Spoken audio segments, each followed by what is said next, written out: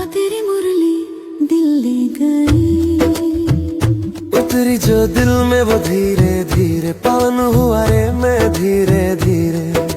बाबा तेरी मुरली दिल ले गई, बाबा तेरी दृष्टि दिल ले गई। ओ हो ला ला ला।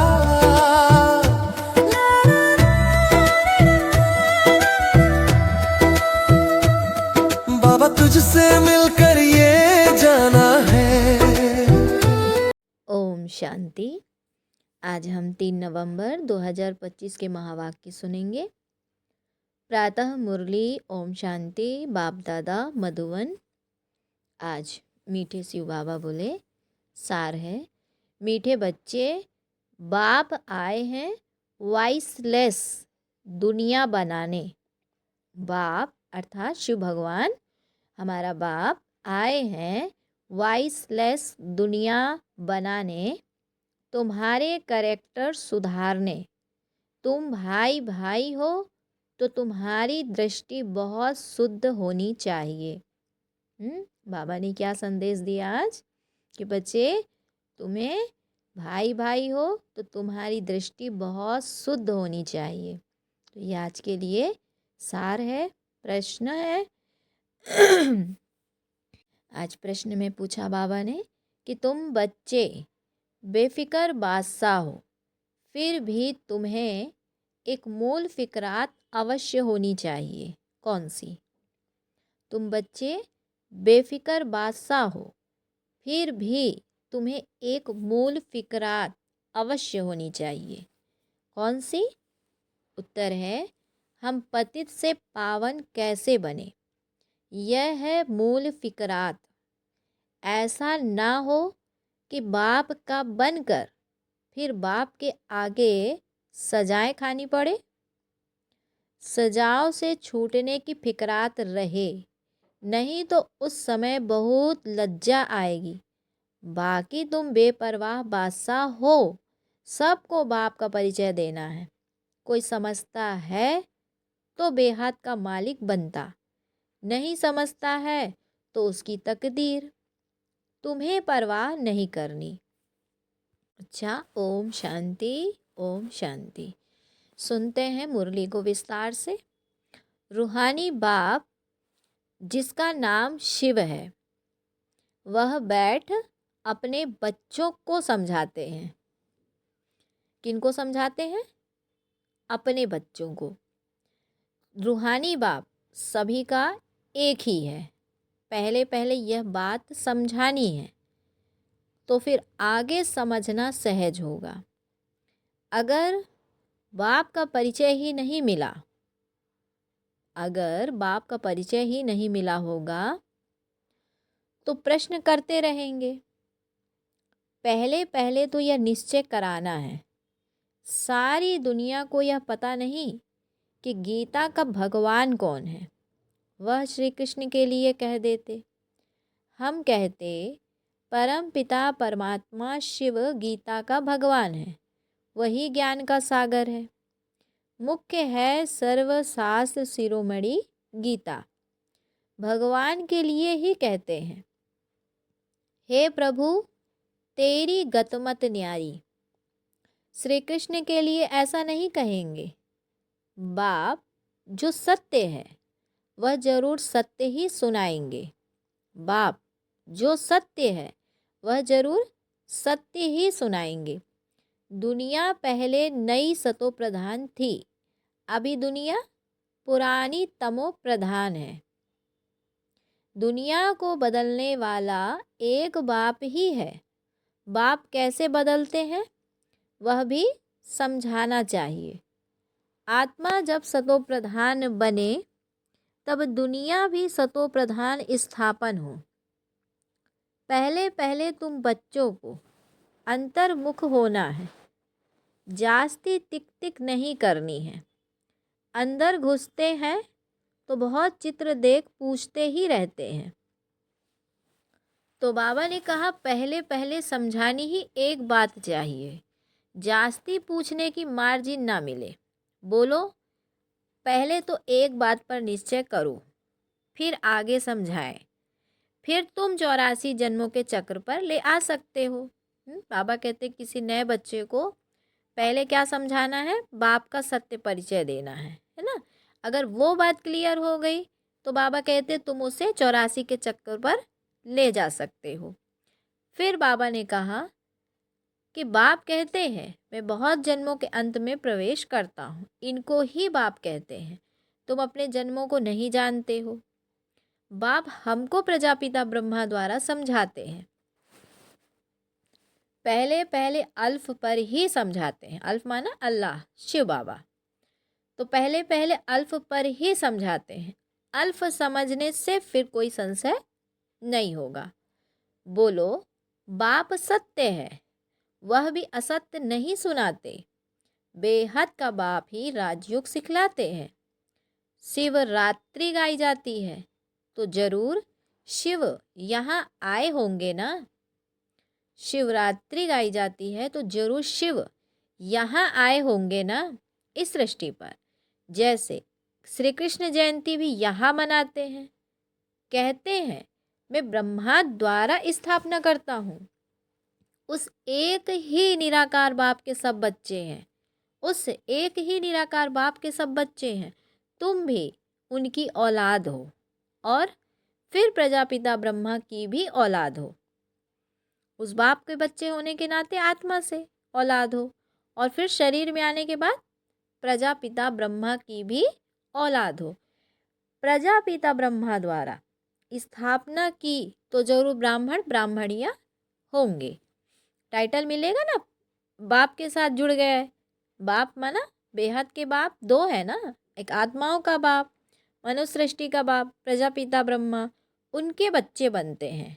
तो शिव बाप के बच्चे प्रजापिता ब्रह्मा के द्वारा बनते, गोद लिया ना, तो क्या नाम आ गया, ब्रह्मा कुमार कुमारियाँ। अर्थात बाबा ने कहा तो जरूर फिर स्थापना हुई तो क्या बोला, ब्रह्मा ब्राह्मण ब्राह्मणियाँ होंगे।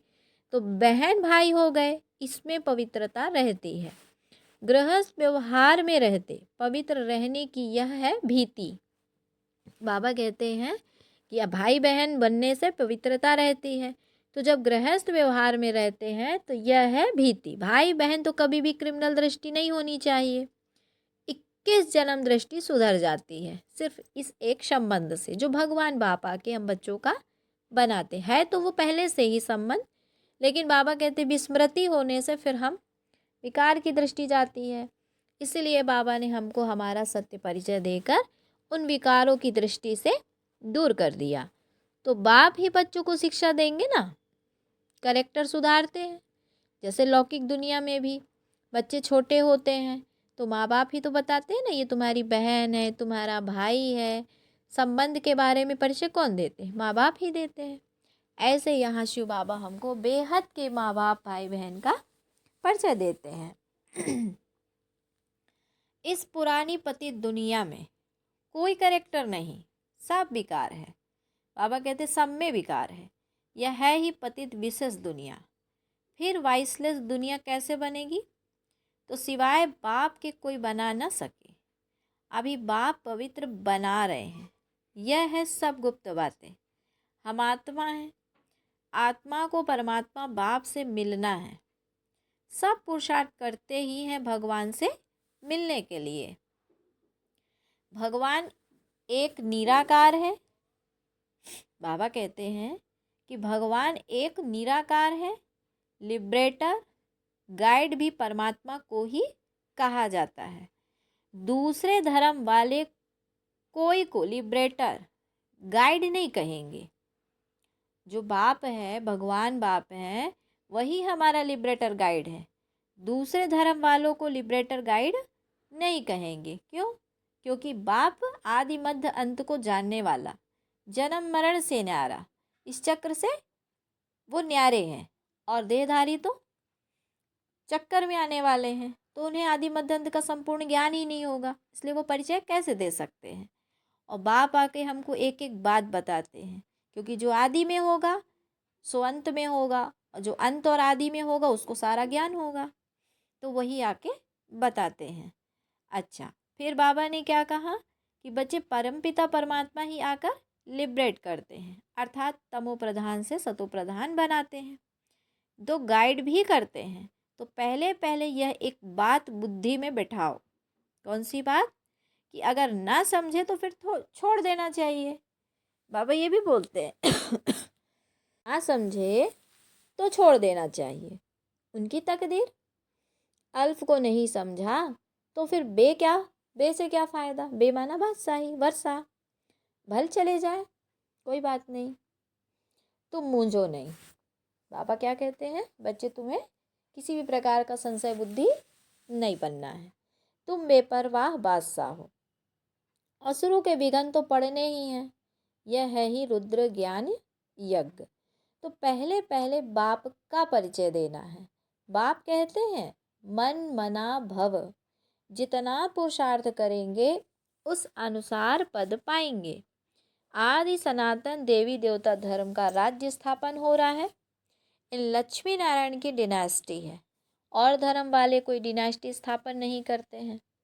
बाप तो आकर सबको मुक्त करते हैं, फिर अपने अपने समय पर और धर्म स्थापकों को आकर अपना धर्म स्थापन करना है।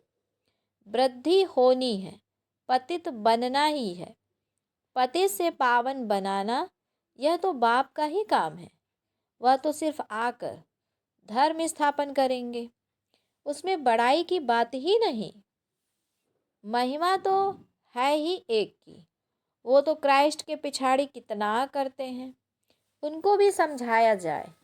लिबरेटर गाइड तो गॉड फादर ही है, उनके पिछाड़ी क्रिश्चियन धर्म की आत्माएं आती रहती हैं, नीचे उतरती रहती हैं। दुख से छुड़ाने वाला तो एक ही बाप है। तो यह सब पॉइंट्स बुद्धि में अच्छी रीति धारण करनी है।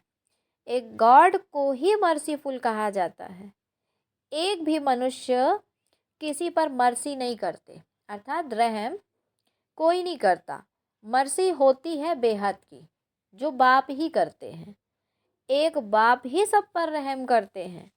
वो भी कैसा रहम कि नरक से स्वर्ग में ले जाते हैं, पतित से पावन बना देते हैं। कोई भी देहधारी में इतनी पावर है जो ऐसा रहम कर सके? तो एक बाप ही मर्सी करते हैं।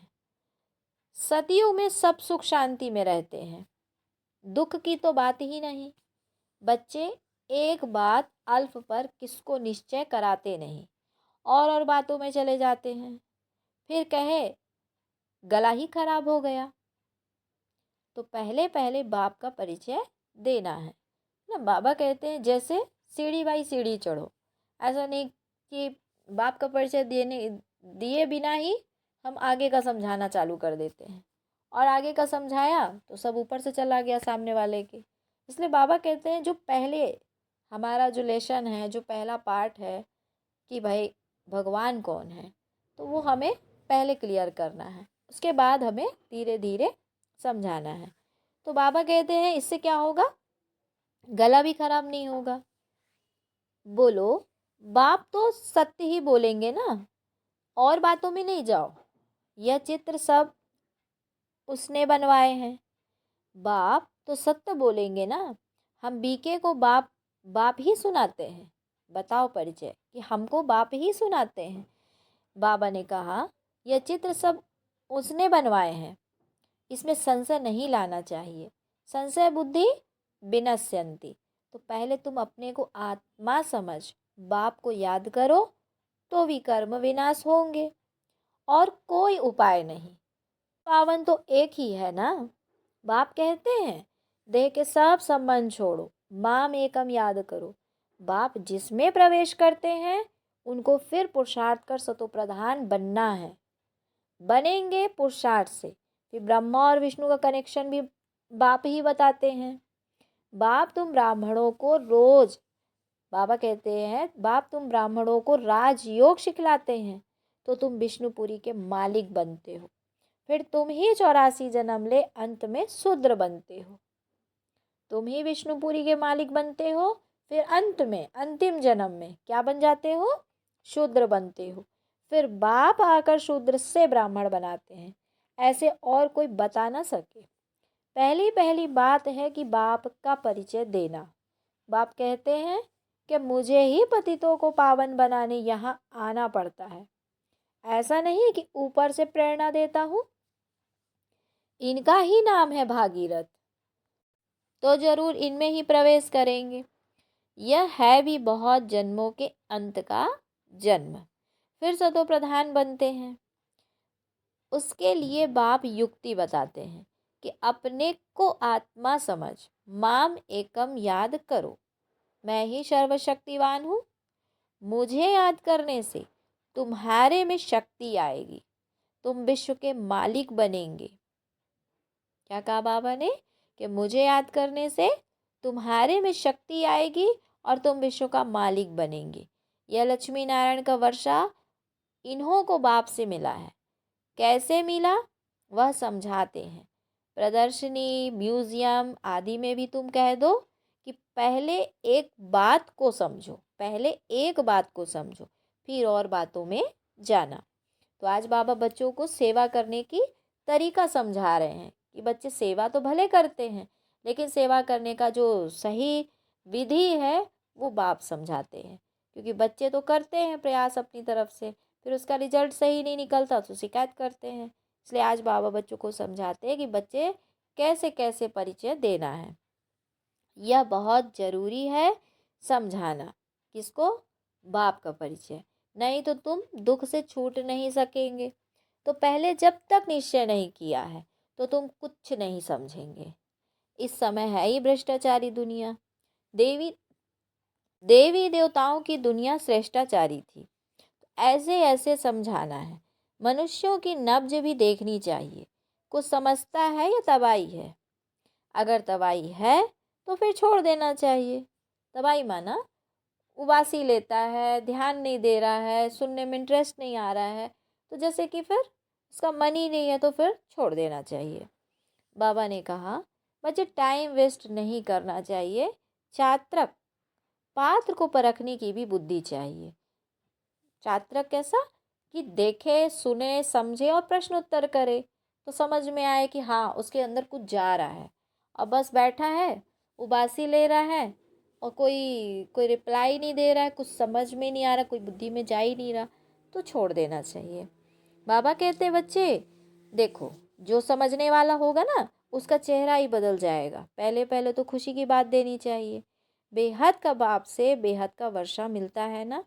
बाबा जानते हैं कि याद की यात्रा में बच्चे बहुत ढीले हैं। बाप को याद करने की मेहनत है, उसमें ही माया बहुत विघन डालती है। तो यह भी खेल बना हुआ है।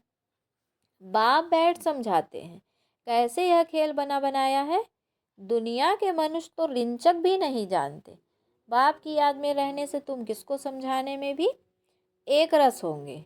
बाप की याद में रहने से तुम किसको भी समझाने में एक रस रहेंगे। एक बाप की याद में समझाएंगे, बाबा ही समझाएगा, नहीं तो कुछ ना कुछ नुक्स कमी निकालते रहेंगे। बाबा कहते हैं तुम जास्ती कुछ भी तकलीफ ना लो, स्थापना तो जरूर होनी ही है। भावी को कोई टाल नहीं सकते, उल्लास में रहना चाहिए। बाप से हम बेहद का वर्षा ले रहे हैं। बाबा कहते हैं माँ में कम याद करो। बहुत प्रेम से बैठ समझाना है। बाप को याद करते प्रेम में आंसू आ जाने चाहिए। इतना प्रेम अंदर, भावनाओं में इतना प्रेम आ जाए बाबा के प्रति जो आंख वो आंसू भी निकल आए। और तो सभी संबंध है कलयुगी। यह है रूहानी बाप से संबंध। यह तुम्हारे आंसू भी विजयमाला के दाने बनते हैं।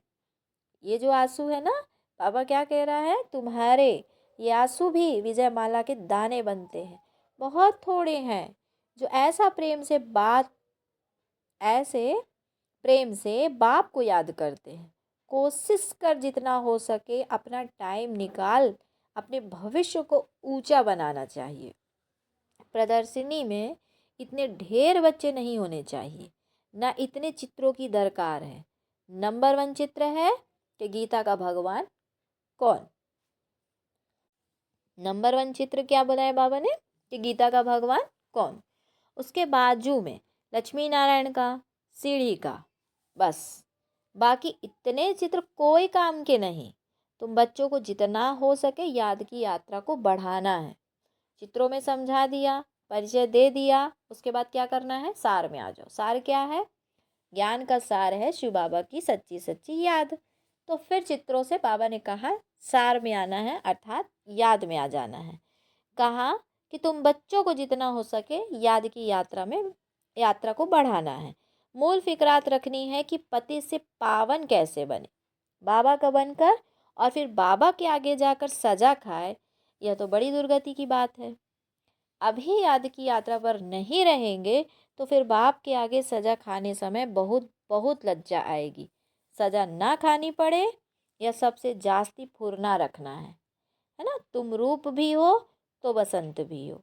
बाबा भी कहते हैं कि मैं रूप भी हूँ, बसंत भी हूँ, छोटी सी बिंदी भी हूँ, और फिर ज्ञान का सागर भी हूँ। तुम्हारी आत्मा में सारा ज्ञान भरते हैं। 84 जन्मों का सारा राज तुम्हारी बुद्धि में है। तुम ज्ञान का स्वरूप बन ज्ञान की वर्षा करते हो। तुम ज्ञान का स्वरूप बन ज्ञान की वर्षा करते हो। ज्ञान का एक एक रत्न कितना अमूल्य है, इनकी वैल्यू कोई कर ना सके। इसीलिए बाबा कहते हैं पद्मा पदम भाग्यशाली। तुम्हारे चरणों में पदम की निशानी भी दिखाते हैं, इनको कोई समझ ना सके। मनुष्य पदमपति नाम रखते हैं, समझते हैं इनके पास बहुत धन है। पदमपति का एक सरनेम भी रखते हैं। बाप सब बातें समझाते हैं, फिर कहते हैं मूल बात है कि बाप को और 84 के चक्र को याद करो। यह नॉलेज भारतवासियों के लिए ही है ना।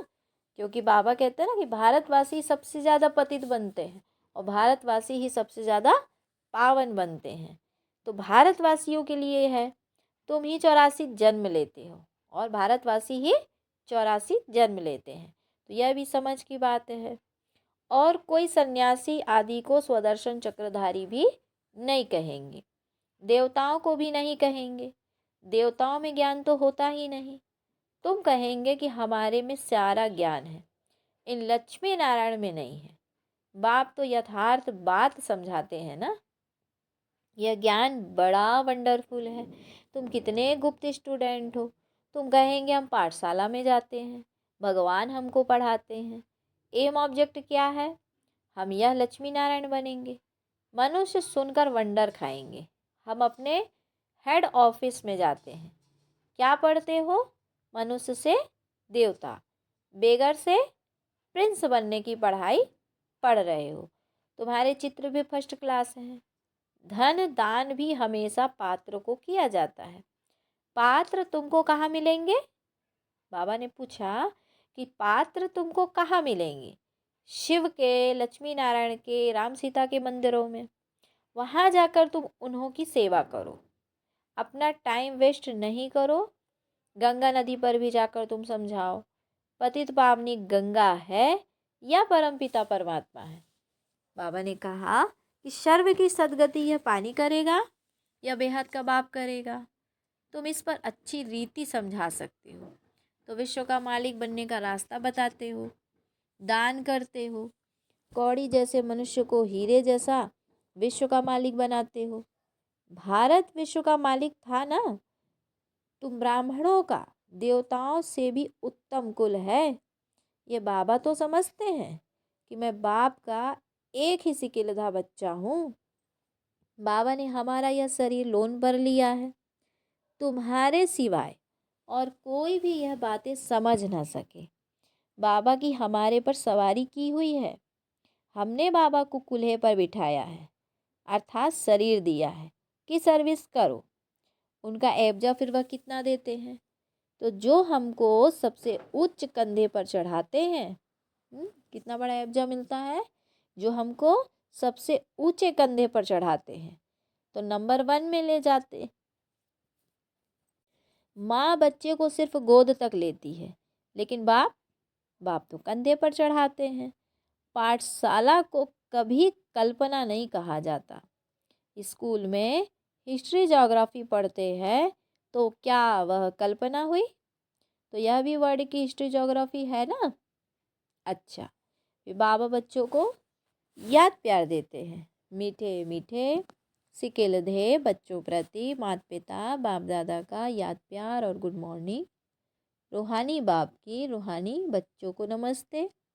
हम रूहानी बच्चों की रूहानी माता पिता बाप दादा को याद प्यार गुड मॉर्निंग और नमस्ते। फिर बाबा ने धारणा के लिए सार में बोला, बहुत प्रेम से बैठकर रूहानी बाप को याद करना है। बाबा ने कहा, बहुत प्रेम से बैठकर रूहानी बाप को याद करना है। याद में प्रेम के आंसू आ जाए तो वह आंसू विजय माला का दाना बन जाएंगे। अपना समय भविष्य प्रारब्ध बनाने में सफल करना है। अपना समय भविष्य प्रारब्ध बनाने में सफल करना है। दूसरा पॉइंट है, अंतर्मुखी हो, सबको अल्फ का परिचय देना है। ज़्यादा टिक टिक नहीं करनी है। एक ही फुरना रहे कि ऐसा कोई कर्तव्य ना हो जिसकी सजा खानी पड़े। शिव बाबा क्या कहते हैं कि बच्चे ऐसा ही फुरना रहे कि ऐसा कोई कर्तव्य ना हो जिसकी सजा खानी पड़े। फिर बाबा ने बच्चों को वरदान दिया, रूहानी यात्री हूँ, इस स्मृति से सदा उपराम, न्यारे और निर्मोही भव। रूहानी यात्री हूँ, इस स्मृति से सदा उपराम, न्यारे और निर्मोही भव। रूहानी यात्री सदा याद की यात्रा में आगे बढ़ते रहते हैं। यह यात्रा सदा ही सुखदाई है। जो रूहानी यात्रा में तत्पर रहते हैं उन्हें दूसरी कोई यात्रा करने की आवश्यकता नहीं है। बाबा कहते, इस यात्रा में ही सब यात्राएं समाई हुई हैं। मन व तन से भटकना बंद हो जाता है। तो सदा यही स्मृति रहे कि हम रूहानी यात्री हैं। यात्री का किसी में भी मोह नहीं होता। उन्हें सहज ही उपराम, न्यारे व निर्मोही बनने का वरदान मिल जाता है। बाबा ने कहा कि उन्हें सदा यही स्मृति रहे कि हम रूहानी यात्री हैं। यात्री का किसी से मोह नहीं होता। उन्हें सहज ही उपराम, न्यारे व निर्मोही बनने का वरदान मिल जाता है। स्लोगन है, सदा वाह बाबा, वाह तकदीर और वाह मीठा परिवार। यही गीत गाते रहो। वाह बाबा, वाह तकदीर और वाह मीठा परिवार, यही गीत गाते रहो। अव्यक्त इशारे है, अशरीरी व विदेही स्थिति का अभ्यास बढ़ाओ। जैसे बाप को सर्व स्वरूपों से व सर्व संबंधों से जानना आवश्यक है, ऐसे ही बाप द्वारा स्वयं को भी जानना आवश्यक है। जानना अर्थात मानना। मैं जो हूँ, जैसा हूँ, ऐसे मानकर चलेंगे तो देह में विदेही, व्यक्त में होते अव्यक्त, चलते फिरते फरिश्ता व कर्म करते हुए कर्मातीत स्थिति बन जाएगी। बाबा ने विधि बता दी कि अव्यक्त, व्यक्त में अव्यक्त, देही में विदेही, चलते फिरते फरिश्ता व कर्म करते हुए कर्मातीत स्थिति बन जाएगी। तो ये थी आज की बाबा की मुरली। अच्छा, ओम शांति, ओम शांति। शुक्रिया, आप सभी का भी शुक्रिया। शुक्रिया बाबा, शुक्रिया। बाबा तेरी मुरली दिल ले गई, उतरी जो दिल में वो धीरे धीरे पावन हुआ रे मैं धीरे धीरे। बाबा तेरी मुरली दिल ले गई, बाबा तेरी दृष्टि दिल ले गई। ओ हो, ला ला ला,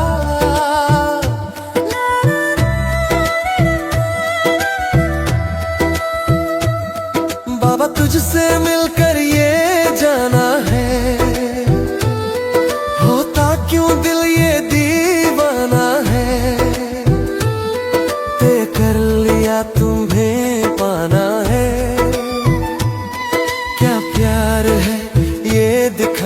है। मेरे भोले बाबा मेरे प्यार